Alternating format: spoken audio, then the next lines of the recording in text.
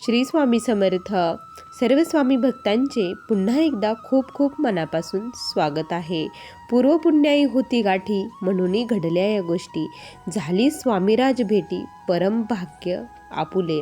किती सुंदर वाक्य स्वामींनी आपल्या या स्वामीचरित्रामध्ये सांगितलं आहे. आपलं पूर्वपुण्याई होती, आपलं काहीतरी संचित होतं. पूर्वपुण्याईने आपण महाराजांच्या सेवेमध्ये आलेलो आहोत. कारण आपण सेवा करत नसून महाराज आपल्याकडून सेवा करून घेत आहे. त्यांची इच्छा आहे म्हणून आपण करत आहोत, हे कोणीही विसरू नये. आजचा अनुभव देखील असाच आहे. खूप सुंदर अनुभव आहे. खरंच तुम्ही खूप भाग्यवान आहात की स्वामींच्या या गुणांचं वर्णन ऐकण्याचे भाग्य तुमच्या नशिबी आले आहे. काहीतरी मागच्या जन्मीचंच पुण्याई तुमची आहे, म्हणून तुम्ही आज हा अनुभव स्वामींचा ऐकत आहात. चला तर मग वेळ न लावता या सुंदर अशा अनुभवाला सुरुवात करूया. तत्पूर्वी तुम्ही जर आपल्या चॅनलवरती नवीन असाल तर सबस्क्राईब करायला विसरू नका. कारण असेच रोज स्वामी आईंचे नवीन नवीन अनुभव या चॅनलवरती येत असतात. तुम्हाला देखील असेच स्वामींचे अनुभव आलेले असतील तर आपल्या डिस्क्रिप्शन बॉक्समध्ये व्हॉट्सॲपची लिंक आहे, तिथे जाऊन तुम्ही जॉईन व्हा आणि मला तुमचा अनुभव देखील असाच शेअर करा. चला तर मग वेळ न लावता सुंदर अनुभवाला सुरुवात करूया. ताई म्हणतात, सर्वप्रथम सर्वांना श्री स्वामी समर्थ. माझ्या जीवनाचे सूत्रधार असलेले प्रत्येक स्वामी भक्तांच्या हृदयामध्ये विराजमान असलेले अंधाराकडून प्रकाशाकडे नेणारे आपली स्वामी आई यांच्या चरणी माझे कोटी कोटी प्रणाम. स्वामी भक्तांनो, आज मी तुम्हाला माझ्या आयुष्यातील मला आलेले आत्तापर्यंतचे सर्व काही अनुभव सांगणार आहे. जोपर्यंत भोग आहे तोपर्यंत स्वामी महाराज ते भोग भोगून घेतात आणि योग्य वेळ आल्यानंतर आपल्या आयुष्यामध्ये त्यांचे आगमन होत असते. जेव्हापासून स्वामींचे माझ्या आयुष्यामध्ये आगमन झाले तेव्हापासून माझे जीवन पूर्णपणे बदलून गेले. मला आता खूप खंत वाटते की अगोदर महाराज माझ्या आयुष्यामध्ये का आले नाही, पण माझी योग्य वेळ तेव्हा आली नव्हती हे मला आत्ता समजत आहे. स्वामी भक्तांनो, मी आत्ता 2 वर्षापूर्वी स्वामींच्या सेवेमध्ये आलेले आहे. सर्वप्रथम मला सांगायला आनंद वाटतो की मी स्वामींच्या सेवेमध्ये कशी आली.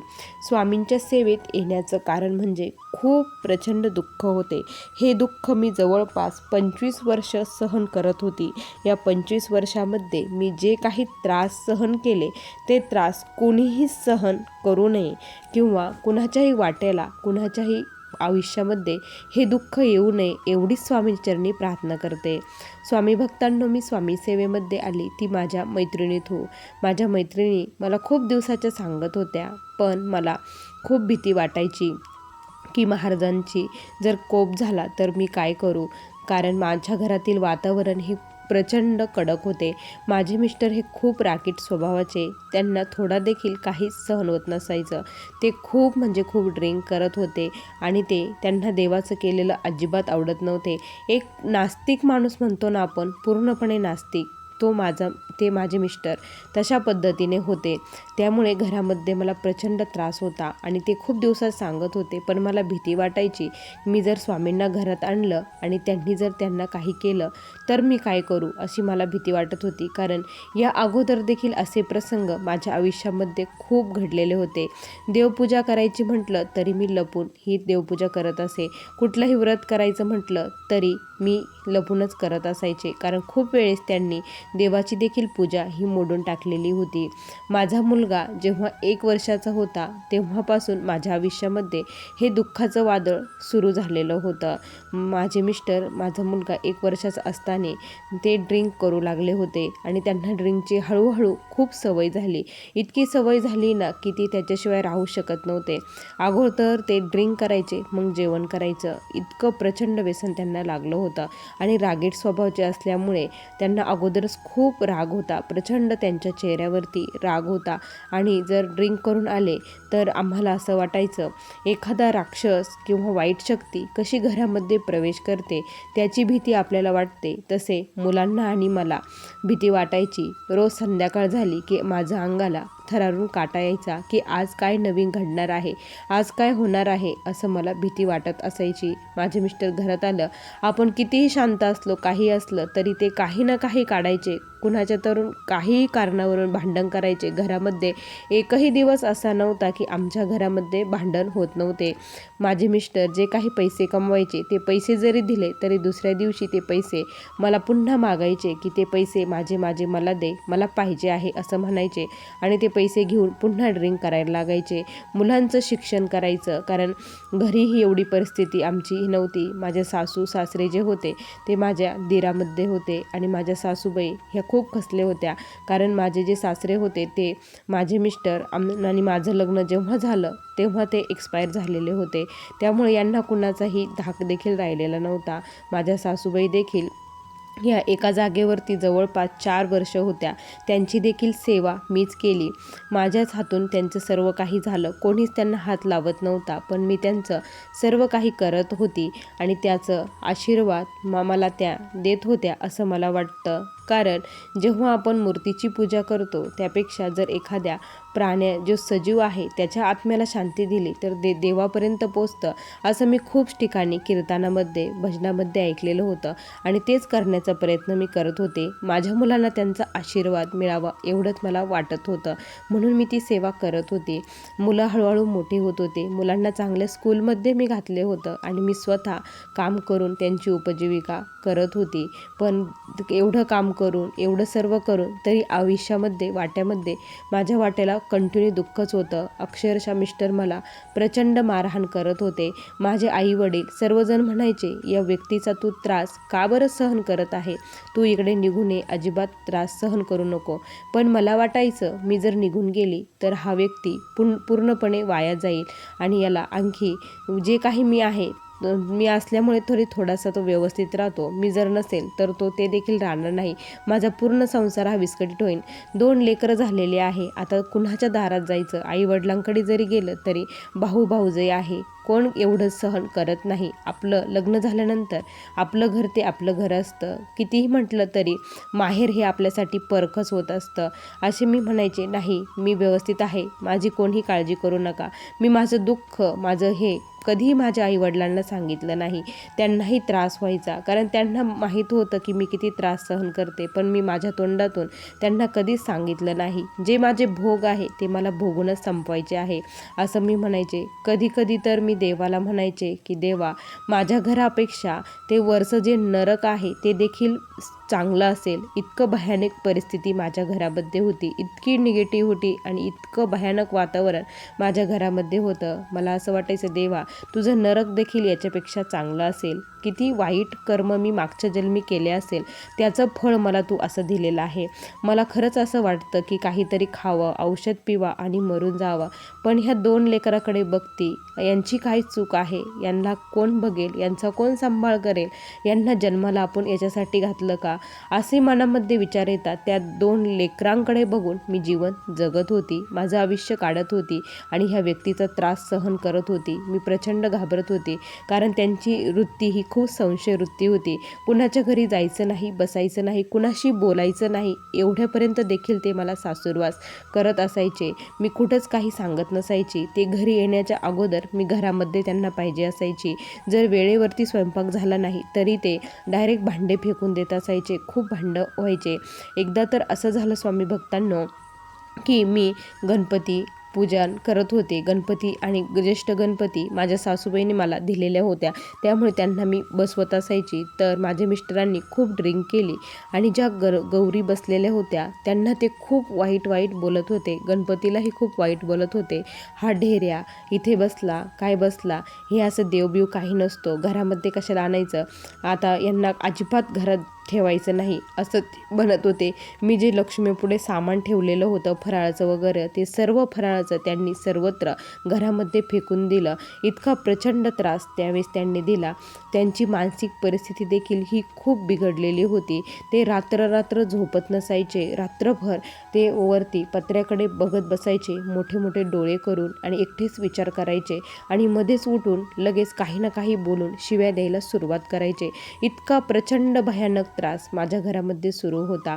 त्यामुळे मला भीती वाटायची की महाराजांना घरात आणलं आणि या व्यक्तीने पुन्हा त्यांचा अपमान केला. महाराज तर हे खूप कडक स्वभावाचे आहे असं ऐकतात. त्यांना जर राग आला, यांना जर काही झालं, माझ्या मुलांना काही झालं तर मी काय करू असं मला वाटायचं. त्या भीतीने मी महाराजांना घरामध्ये आणलंच नाही. पण मी शेवटी खूप कंटाळली, खूप वैतागली आणि मग मला असंच वाटलं की आता काही होऊ, जसं आपण देवाची लपून सेवा करतो तशी महाराजांची देखील सेवा करूया. म्हणून मी माझ्या त्या मैत्रिणीकडे गेले, तिला सर्व विचारलं. मी आता खूप थकली आहे, सर्व काही रस्ते माझे बंद झालेले आहे, अक्षरशः मला माझा जीव नको नको झाला आहे, पण मी ह्या मुलांसाठी जगत आहे. तू पण माझी अवस्था बघत आहे. ती म्हणली, अगं घाबरू नको, स्वामी आहेत, भिवू नकोस, मी तुझ्या पाठीशी आहे. तुझं मन स्वच्छ आहे, निर्मळ आहे, त्यामुळे महाराजांना तू केलेली सेवा ही खूप आवडते. महाराज तुझ्या पाठीशी आहे. तू स्वामींची सेवा तर सुरू कर, लपून कर, कशी कर, तू सेवा सुरू कर, बघ तुला कशी स्वामी अनुभूती देतात, असं तिने मला खूप समजावून सांगितलं. तिनेच मला एक छोटासा स्वामींचा फोटो दिला, माळ दिली, स्वामीचरित्र दिलं. आता मी ते जे आणलं होतं घरामध्ये ते लपून ठेवलं. मिस्टरांना काही दाखवलं नाही, काही सांगितलं नाही. देवघरामध्ये महाराजांचा जो फोटो होता तो मी वरती ठेवून दिला. त्यानंतर आता महाराजांची सेवा सुरू झाली. मी जसं जमेल तसं नामस्मरण करू लागली. त्याबरोबर देवपूजा सकाळी मिस्टरांना उठण्याच्या अगोदर देवपूजा करून महाराजांचा फोटो लपवून देवघरात ठेवायची, कारण त्यांना दिसणार नाही अशा पद्धतीने मी तो फोटो ठेवत होती. मिस्टर बाहेर गेले की मग तो फोटो वरती काढून ठेवायची. असा माझा दिनक्रम सुरू झाला. एक दिवस तर प्रचंड आमच्या घरामध्ये भांडणं झाले. कारण ते भांडणं होण्याचं कारण मी काय केलं की माझ्या मिस्टरांना मी म्हटलं की त्यांची मानसिक परिस्थिती ही ठीक नव्हती. ते खूप चिडचिड हल्लीपेक्षा जास्त करू लागले होते आणि झोपतही नव्हते. त्यामुळे मला असं वाटलं यांची मानसिक परिस्थिती ठीक नाही, आपण यांना मानसिक तज्ज्ञांकडे घेऊन जाऊया. म्हणून मी त्या डॉक्टरांकडे त्यांना खोटं बोलून घेऊन गेले. तिथे गेली, त्या डॉक्टरांना मी सर्व काही सांगितलं की हा व्यक्ती असा करतो, ड्रिंक करतो, ड्रिंक केल्याशिवाय याला जमत नाही. त्यावेळी डॉक्टरांनी सांगितलं, मी तुम्हाला गोळ्या देतो झोप लागायच्या, सर्व काही व्यवस्थित होईल तुमचं, पण तुम्हाला एक करावं लागेल की दारू पूर्णपणे बंद करावी लागेल. दारू जर बंद नाही केली तर तुम्हाला त्रास होईल याचा, असं त्यांनी सांगितलं. मग आम्ही तिथून गोळ्या वगैरे घेऊन आलो आणि त्या गोळ्या सुरू केल्या. आणि त्या गोळ्या जेव्हा सुरू केल्या तेव्हा मिस्टरांना ड्रिंक घेतल्यानंतर प्रचंड त्रास होऊ लागला आणि त्यांनी सांगितलं की मी हे गोळ्या अजिबात घेणार नाही, याने मला खूप त्रास होतो. जवळपास 1 आठवडा त्यांनी ड्रिंक घेतली नव्हती. ह्या गोळ्या चालू होते त्यावेळेस. नंतर ते गोळ्या घेऊन लागल्या. मला पुन्हा भीती वाटू लागली की हा व्यक्ती पुन्हा आता असंच करणार. आता मी म्हटलं काय करू देवा. मग मी काय केलं, गपचूप त्यांना चहामध्ये त्या गोळ्या दिल्या आणि त्या गोळ्या दिल्या. त्यांना ते काही कळालंच नाही. पण जेव्हा त्यांनी संध्याकाळी ड्रिंक करून घरी आले त्यावेळेस पुन्हा त्यांना त्रास होऊ लागला. त्यावेळेस त्यांना कळालं की हिने मला कशातून तरी गोळ्या दिल्या आहे. त्यावेळेस त्यांनी मला खूप जोरामध्ये मारलं. हातामध्ये आमच्या घरात जे लाटणं होतं बेलणं, त्या लाटणेने मला प्रचंड मारलं. माझा मुलगा त्यावेळेस 18-19 वर्षाचा होता. मुलगा मध्ये आला आणि त्यानंतर मुलाचे आणि त्यांचे दोघांचेच भांडणं जुपले. इतकं प्रचंड वादळ त्या दिवशी घरामध्ये झालं. आम्ही जे स्वयंपाक केलेला होता तो सर्वत्र स्वयंपाक त्यांनी घरामध्ये फेकून दिला. भाजी जी होती ती टॉयलेटमध्ये टाकून दिली. इतकं प्रचंड त्रास झाला. आणि जे काही देव होते देवघरातील ते महाराजांसोबत सगळ्या घरामध्ये ते देखील हे करून दिले. मांडणीचे भांडे सर्वत्र घरामध्ये फेकून दिले. मला तर नको नको झालं होतं. खूप रडली त्या दिवशी. देवाला म्हटलं, महाराजांना म्हटलं, स्वामी मी आता काहीच करणार नाही, या व्यक्तीसाठी मी काहीच करणार नाही, याला कुठली गोळी देणार नाही, काहीच देणार नाही. तुम्हाला मला जसं जगवायचं आहे तसं जगवा, जसं नाहीतर आत्ता असं करा, या व्यक्तीला काहीतरी करा, नाहीतर मला इथून घेऊन जा, नाहीतर त्याला घेऊन जा. एवढं देखील त्या दिवशी संतापामध्ये मी महाराजांना बोलली. अक्षरशः 4-5 दिवस मी जेवण केलं नाही. खूप असं टेन्शन आलं होतं. डोकं असं भणभण करत होतं की काय करू काय नाही असं होत होतं. मुलगाही कुणाशी बोलत नव्हता, कारण आता एवढी मोठी मुलं झाले, त्यांना अभ्यासाचं टेन्शन. घरामध्ये असं वातावरण असल्यानंतर कुठलाही मुलगा हा टेन्शन घेणारच. मला भीती वाटायची की हा पण वाईट मार्गाला जाऊ नये, याने काही करू नये. मी त्याला खूप समजावून सांगितलं, हे बघ तू मला लहानपणापासून बघत आला आहे, मी किती त्रास सहन केलेला आहे. हे दिवस मला पुढे येऊ येऊ नको, येऊ नये म्हणून मी हा त्रास सहन करीत आहे. सर्व काही आशा, अपेक्षा ह्या सर्व काही तुझ्यावरती आहे. आता तूच मला सुख देऊ शकतो. या व्यक्तीकडनं सुखाची पूर्ण अपेक्षा मी सोडून दिलेली आहे. जो काही त्रास मी सहन केला आहे तो त्रास मी तुम्हा दोघांकडे बघून तुमच्यासाठी सहन केलेला आहे. कृपया करून तुझ्या पाया पडते, पण तू काही या व्यक्तीसारखा वाईट मार्गाला जाऊ नको. काहीतरी लोकांना करून दाखव. जे लोक म्हणतात ना की हा बेवड्याचा मुलगा आहे, हा देखील तसाच होणार आहे, त्या लोकांच्या तोंडावरती तुला काहीतरी त्यांना करून दाखवायचं आहे असं म्हणून मी त्याच्या गळ्यात पडून प्रचंड रडली. त्यानंतर मग मला काय करावं काहीच नाही सुचेना. महाराजांनी अशी काही बुद्धी दिली की मी असेच यूट्यूबला मोबाईलवरती व्हिडिओ बघत असताना महाराजांचे अनुभव माझ्यासमोर आले. जो स्वामी ओम चॅनल आहे त्या चॅनलवरचे व्हिडिओ मी बघू लागले आणि तिथे मला केंजाळे दादांचा नंबर त्या स्वामी ओम चॅनलवरती दिसला. माझ्या मनात आलं की या दादांनी जर फोन उचलला, त्यांना जर फोन केला तर माझं काहीतरी होऊ शकतं. म्हणून मी त्यांना फोन लावण्याचा प्रयत्न केला आणि दादांनी पहिल्याच ह्याच्यामध्ये माझा फोन उचलला. मी खूप रडली. दादांना सांगितले की असा प्रकार घरामध्ये घडत आहे. मी खूप अडचणीत आहे, खूप दुःखात आहे, खूप संकटात आहे. मला काहीतरी मार्ग दाखवा, काहीतरी सेवा द्या. जशी जमेल तशी सेवा मी करायला तयार आहे असं मी त्यांना म्हटले. मग दादांनी सांगितलं की तुम्ही तारक मंत्राचं तीर्थ त्यांना बनवून द्या, तारक मंत्राचं तीर्थ त्यांना द्या, त्यानंतर रुद्राचं तीर्थ द्या आणि 11 वेळेस रोज कालभैरव अष्टक म्हणून ते देखील तीर्थ त्यांना द्या. आणि त्यानंतर सरस्वती स्तोत्र आणि माझ्या लक्ष्मी स्तोत्र हे देखील त्यांनी मला पठण करायला लावलं. पण ते स्तोत्र हे खूप अवघड होतं, त्यामुळे मला ते येत नव्हतं. कारण माझे शिक्षण देखील एवढं काही झालेलं नसल्यामुळे मला संस्कृत वाचता येत नाही. जे प्राकृत आहे, मराठी आहे ते मी वाचू शकते. मी फक्त मनोभावे तारक मंत्राचं तीर्थ बनवू लागले आणि त्यांना असं सांगत नव्हती की हे तीर्थ आहे की काय आहे. ते उठायच्या अगोदरच मी हळू आवाजामध्ये आवाज देखील मोठा करायचा नाही, कारण मी आणखी देखील त्यांना खूप घाबरते, खूप भीती वाटते, मला भांडणं नको वाटते. आणि ती मी तारक मंत्र तीर्थ बनवून त्यांना ते तीर्थ देऊ लागली, तीर्थ देत होते. आणि हळूहळू करता करता 1 महिन्याचा काल पलटून गेला. आणि काय आश्चर्य, माझ्या मिस्टरांनी माझी ड्रिंक सोडली. म्हणजे अगोदर ते रोज पित होते, तर आता 8 दिवसातून एकदा पिऊ लागले. मला थोडासा बदल जाणवू लागला. घरात जे भांडणं कंटिन्यू व्हायचे त्यामध्ये देखील हळूहळू बदल होऊ लागला.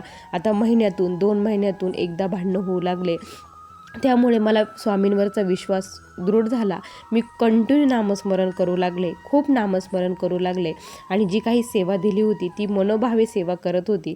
मी स्वामींना म्हणायची की स्वामी, मी तुमचं लेकरू आहे, तुमचं बाळ आहे, तुम्ही जसं ठेवलेलं आहे तसं मी राहत आहे. मागच्या जन्मीचे भोग मी भोगत आहे आणि त्याच्यामध्ये मला तुमची साथ पाहिजे आहे. मला फक्त या व्यक्तीला ह्या व्यसनातून मुक्त करायचं आहे. याच्यातून मुक्त करा. एक चांगला नागरिक, एक चांगला माणूस त्याला बनवण्याची बुद्धी तुम्ही द्या.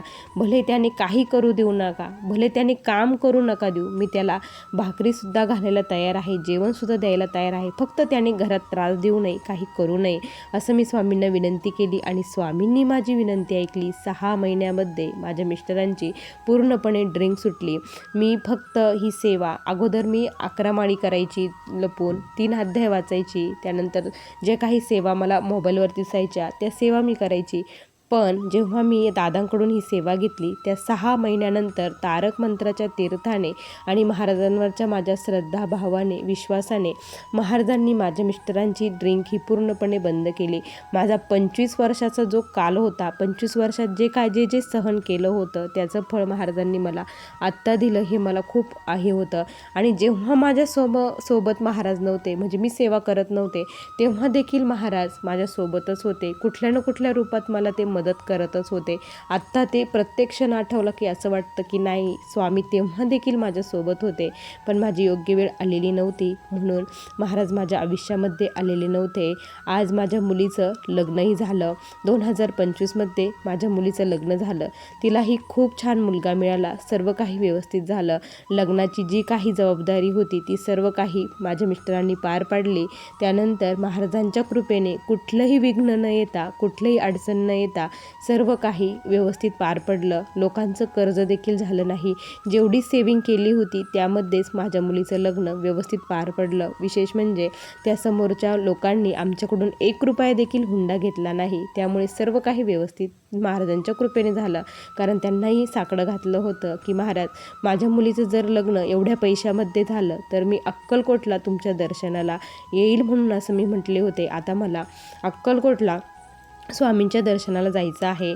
माझा मुलगा देखील त्याचं देखील खूप छान शिक्षण झालं आणि विशेष म्हणजे स्वामींनी माझं घरानं ऐकलं आणि माझा मुलगा हा कुठल्याही वाईट मार्गाला अद्यापही गेलेला नाही. तो एकदम व्यवस्थित आहे. मला खूप जीव लावतो कारण त्याने माझे कष्ट, दुःख हे लहानपणापासून बघितले आहे. त्याची त्याला जाणीव आहे. हेच माझ्यासाठी खूप आहे की मुलाला त्याची जाणीव आहे म्हणून माझं जे काही सोसलं आहे, जे काही दुःख काढलं आहे, सहन केलं आहे, त्याचं सार्थक झाल्यासारखं मुलाकडं बघितलं की मला वाटतं की नाही, मला महाराजांनी जी शक्ती दिली, मी हे सहन केलं ते चांगल्यासाठीच केलं आणि माझं आता चांगलं झालेलं आहे.